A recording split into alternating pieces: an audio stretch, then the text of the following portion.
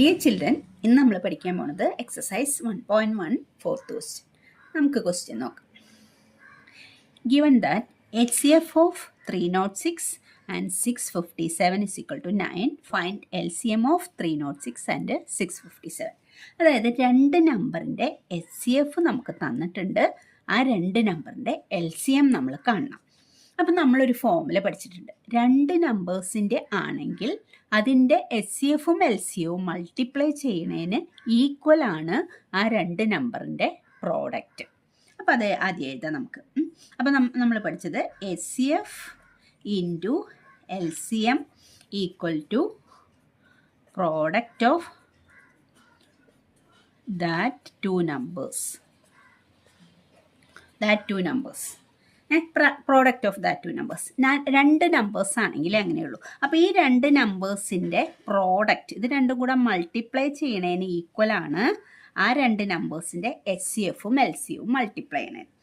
അപ്പോൾ ഇവിടെ നമുക്ക് HCF തന്നിട്ടുണ്ട്, LCM ആണ് കാണേണ്ടത്. അപ്പോൾ നമുക്ക് LCM ആണ് ഈ നമ്പറിൻ്റെ കാണേണ്ടത്. അപ്പോൾ LCM ഓഫ് 306 657 ഇതാണ് നമുക്ക് കാണേണ്ടത്. അപ്പോൾ നമുക്ക് എന്താ എഴുതേണ്ടത്? That is equal to product of that two numbers divided by HCF. Product of numbers divided by HCF. അതായത് LCM ഇൻറ്റു HCF അല്ലേ? LCM ഇവിടെ നിർത്തി, HCF ഇവിടെ ഡിനോമിനേറ്ററിലേക്ക് കൊണ്ടുപോയി. Product divided by HCF. ഇതാണ് നമ്മുടെ ഫോമുല. LCM കാണണമെങ്കിൽ പ്രോഡക്റ്റിനെ HCF കൊണ്ട് ഡിവൈഡ് ചെയ്യണം. ഇനി HCF കാണണമെങ്കിൽ പ്രോഡക്റ്റിനെ LCM കൊണ്ട് ഡിവൈഡ് ചെയ്യണം. അപ്പോൾ നമുക്ക് ചെയ്ത് നോക്കാം. പ്രോഡക്റ്റ് ഓഫ് നമ്പേഴ്സ് ഏതായിരുന്നു നമ്മുടെ നമ്പറുകൾ? ഏത് നമ്പറുകളുടെയാണ്? 306ൻ്റെയും 657ൻ്റെയും. അപ്പോൾ അതിൻ്റെ രണ്ടിൻ്റെയും പ്രോഡക്റ്റ് 306 ഇൻറ്റു 657 അതിൻ്റെ പ്രോഡക്റ്റ് എഴുതി, ഡിവൈഡഡ് ബൈ അതിൻ്റെ HCF എത്ര നമുക്ക് തന്നുള്ളത്? 9. അപ്പോൾ അതും എഴുതി. അപ്പോൾ നമുക്ക് ഈ 9 കൊണ്ട് ഇതിനെയും കട്ട് ചെയ്യാവുന്ന നമ്പറാണ്. 9 657. 65ൽ 9 എത്ര ടൈം പോവും? 7 ടൈംസ് പോവും. 7 ടൈംസ് 63 വരിക. റിമൈൻഡർ 2 ഉണ്ട്, ആ 2 ഇങ്ങോട്ട് പോയി 27ൽ 3 ടൈംസ് പോവും. അപ്പം ഇത് കട്ട് ചെയ്ത് കളഞ്ഞു. അപ്പോൾ 306 ഇൻറ്റു 73, 306ഉം 73യും കൂടെ മൾട്ടിപ്ലൈ ചെയ്യുമ്പോൾ നമുക്ക് 22,338 വരും. ഇതാണ് ഇതിൻ്റെ ഈ രണ്ട് നമ്പേഴ്സിൻ്റെ LCM. അപ്പോൾ ഈ ഫോമുല ഉപയോഗിച്ചിട്ട് നമ്മൾ ഈ രണ്ട് നമ്പേഴ്സിൻ്റെയും HCFും LCM ഒന്നും കണ്ടുപിടിക്കേണ്ട ആവശ്യമില്ല. LCM ഈ രണ്ട് നമ്പേഴ്സിൻ്റെയും പ്രൈം ഫാക്ടറൈസേഷൻ ഉപയോഗിച്ച് കാണാനല്ല നിങ്ങളോട് പറഞ്ഞിട്ടുള്ളത്.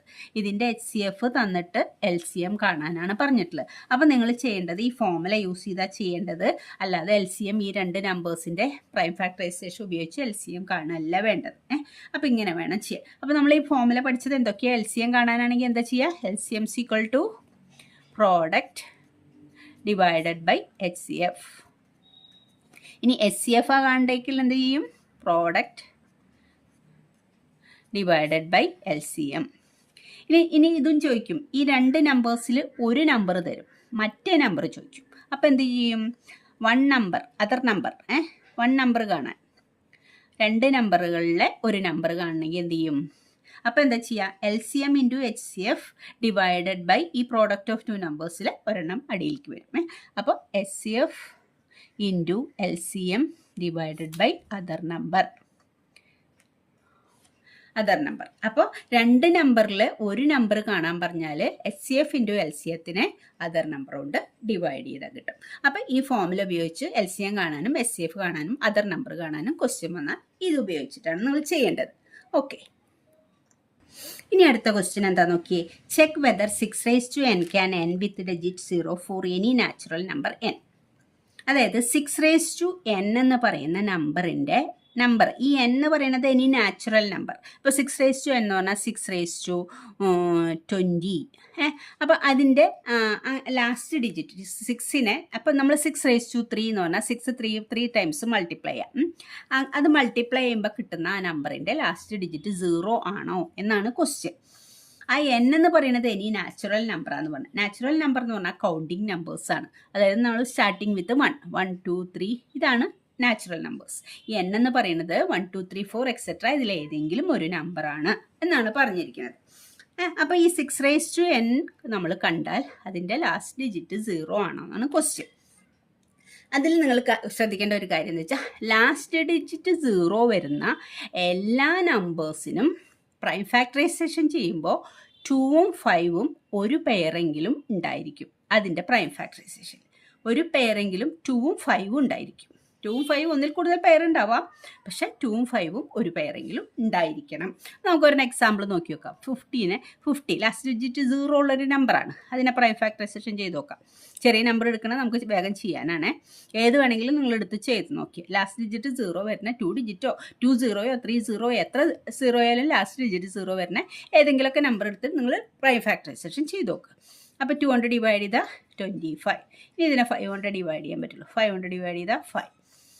അപ്പോൾ 5. അപ്പോൾ 50 എന്ന് പറഞ്ഞാൽ എന്താ കിട്ടുക? 2 × 5 × 5. അപ്പോൾ കണ്ട ഒരു പെയറെങ്കിലും 2ഉം 5ഉം ഉണ്ട്. അപ്പോൾ ലാസ്റ്റ് ഡിജിറ്റ് 0 വരുന്ന ഒരു നമ്പറിന് ഒരു പെയറെങ്കിലും 2ഉം 5ഉം ഉണ്ടാവും. ഇപ്പോൾ നമ്മളിപ്പോൾ 80 എടുത്ത് നോക്കിയാലോ, 2 40, 2 20, വീണ്ടും 2 കൊണ്ട് ഡിവൈഡ് ചെയ്താൽ 10, വീണ്ടും 2 കൊണ്ട് ചെയ്താൽ 5, 5, 1. അപ്പോഴും കണ്ടില്ലേ ഒരു പെയറെങ്കിലും 2ഉം 5ഉം ഉണ്ട്. അപ്പോൾ ലാസ്റ്റ് ഡിജിറ്റ് 0 വരുന്ന ഏത് നമ്പറിനെ നമ്മൾ പ്രൈം ഫാക്ടറൈസേഷൻ ചെയ്താലും ഒരു പെയറെങ്കിലും 2ഉം 5ഉം ഉണ്ടാവും. രണ്ടും ഉണ്ടാവണം. 2 മാത്രം ഉണ്ടായാൽ പോരാ, 5 മാത്രം ഉണ്ടായാൽ പോരാ. 2ഉം 5ഉം ഒരു പെയറെങ്കിലും ഉണ്ടാവണം. അതിൻ്റെ മീനിങ് എന്താ വെച്ചാൽ 2ഉം 5ഉം കൂടെ മൾട്ടിപ്ലൈ ചെയ്താൽ 10 അല്ലേ കിട്ടുക. ഈ 10 കൊണ്ട് മൾട്ടിപ്ലൈ ചെയ്യുമ്പോൾ ഇപ്പോൾ നമ്മൾ ഏത് നമ്പറിനെ ആയാലും ഇപ്പോൾ 36 എന്ന് പറഞ്ഞൊരു നമ്പറിനെ 10 കൊണ്ട് മൾട്ടിപ്ലൈ ചെയ്യാന്ന് പറഞ്ഞാൽ നമ്മളൊരു 0 ഇട്ട് കൊടുക്കുകയല്ലേ ചെയ്യുക. അപ്പോൾ 10 കൊണ്ട് മൾട്ടിപ്ലൈ ചെയ്താൽ ഒരു 0 വരും ലാസ്റ്റിൽ. അപ്പം അതുകൊണ്ടാണ് ഈ പറയുന്നത് ഒരു പെയറെങ്കിലും 10 കൊണ്ട് മൾട്ടിപ്ലിക്കേഷൻ ഉണ്ടാവണം. അപ്പോൾ ഉറപ്പായിട്ടും ലാസ്റ്റ് ഡിജിറ്റ് 0 വരും.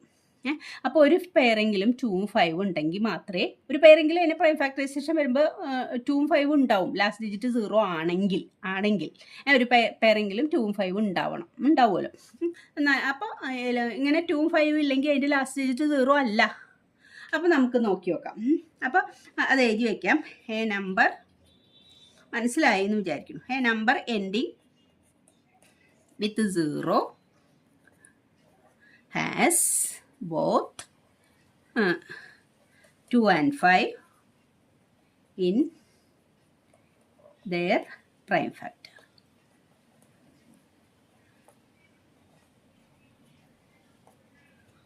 അവരുടെ പ്രൈം ഫാക്ടറിൽ 2 and 5 ഉണ്ടാവും. ഇനി നമുക്ക് 6n ചെയ്ത് നോക്കാം. 6n നമുക്ക് എനി നാച്ചുറൽ നമ്പറാണ്. 6നെ പ്രൈം ഫാക്ടറൈസേഷൻ ചെയ്യുമ്പോൾ നമുക്ക് 6 പ്രൈം ഫാക്ടറൈസേഷൻ ചെയ്യും 2, 3. പിന്നെ 3 പ്രൈം നമ്പറാണ്. 3നെ പ്രൈം അപ്പോൾ 6നെ പ്രൈം ഫാക്ടറൈസേഷൻ ചെയ്താൽ 2 × 3 ഇത്രയല്ലേ ചെയ്യാൻ പറ്റുള്ളൂ. ഇനി ഈ n ഉണ്ട്, all raise to n. That's equal to ഈ 2നും 3ക്കും ഈ n പവർ കൊടുത്താൽ 2 raise to n × 3 raise to n ഇങ്ങനെ എഴുതാം. ഇതിൽ 2 ഉണ്ട്. 5 എന്നുള്ളൊരു പ്രൈം നമ്പർ ഉണ്ടോ? ഇല്ല. ഒരു പെയർ പോലും 2ഉം 5ഉം 2 ഉണ്ടെങ്കിലും 5 ഇല്ല. അപ്പം അതുകൊണ്ട് ഈ n എന്ത് തന്നെ ആയാലും എന്ന് പറയുന്നത് 1 മുതലുള്ള ഏത് നമ്പർ വേണമെങ്കിലും ആവാം. ഇപ്പോൾ 2 raise to 5 × 3 raise to 5 n എന്തായാലും 5 എന്ന് പറഞ്ഞൊരു പ്രൈം നമ്പർ അതിലുണ്ടാവില്ല. പവർ 5 വരാം, അല്ലെങ്കിൽ 6 വരാം, 7 വരാം. എന്ത് നമ്പർ വന്നാലും 5 എന്ന് പറഞ്ഞൊരു പ്രൈം നമ്പർ അതിലുണ്ടെങ്കിലേ ഈ 2വിനൊരു പെയറായിട്ട് 5 വന്നാൽ മാത്രമേ ഇതിൻ്റെ ലാസ്റ്റ് ഡിജിറ്റ് 0 വരുള്ളൂ. അപ്പോൾ നമ്മൾ പറഞ്ഞ യൂണീക്ക്നെസ് ഓഫ് ഫണ്ടമെൻ്റൽ തിയറം ഓഫ് അരിത്തമെറ്റിക്കിൽ ഇതിൻ്റെ പ്രൈം ഫാക്ടറൈസേഷൻ ചെയ്യുമ്പോൾ 2ഉം 3യെ ഫാക്ടർ വിളിച്ചാൽ ഇതിൻ്റെ ഓർഡർ മാറ്റാന്നല്ലാതെ വേറൊരു പ്രൈം നമ്പർ അതിന് ഒരിക്കലും ഉണ്ടാവില്ല. അതാണ് uniqueness of fundamental of theorem of arithmetic പറയുന്നത്. അപ്പോൾ ഈ 6n എന്ന് പറയുന്നതിൽ പ്രൈം ഫാക്ടറൈസേഷൻ ചെയ്യുമ്പോൾ അതിൽ 2ഉം 3യും മാത്രമേ പ്രൈം ഫാക്ടർ ഉള്ളൂ. 5 എന്ന് പറഞ്ഞൊരു പ്രൈം ഫാക്ടർ ഇല്ല. അപ്പോൾ അതുകൊണ്ട് 6n എന്ന് പറയുന്ന നമ്പറിൽ n ഇനി എന്ത് തന്നെ ആയാലും അതിൻ്റെ ലാസ്റ്റ് ഡിജിറ്റ് 0 വരില്ല. അതിൻ്റെ റീസൺ 5 എന്ന് പറഞ്ഞൊരു പ്രൈം ഫാക്ടർ അതിൽ ഇല്ലാത്തതുകൊണ്ടാണ്. അപ്പോൾ നമുക്ക് എന്ത് എഴുതാം?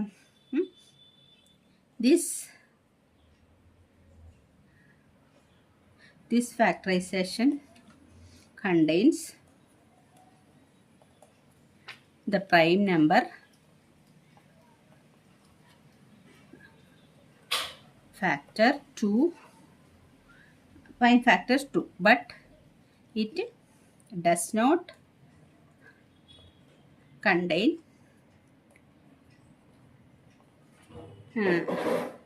the prime factor 5.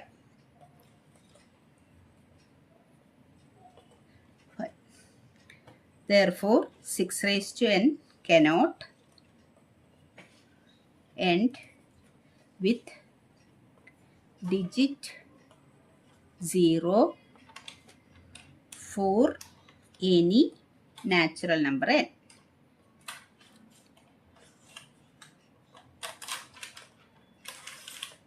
Any natural number n-നും 6 റേസ് ടു n എന്ന് പറയുന്നത് n എന്ത് നാച്ചുറൽ നമ്പർ ആയാലും 6 റേസ് ടു n എന്ന് പറയുന്നതിൻ്റെ ലാസ്റ്റ് ഡിജിറ്റ് 0 വരില്ല. കാരണം 6ൻ്റെ പ്രൈം ഫാക്ടറിൽ നമുക്ക് 5 എന്ന് പറഞ്ഞൊരു നമ്പർ കിട്ടാനില്ല. അതുകൊണ്ട് ഓക്കെ ചിൽഡ്രൻ, താങ്ക് യു.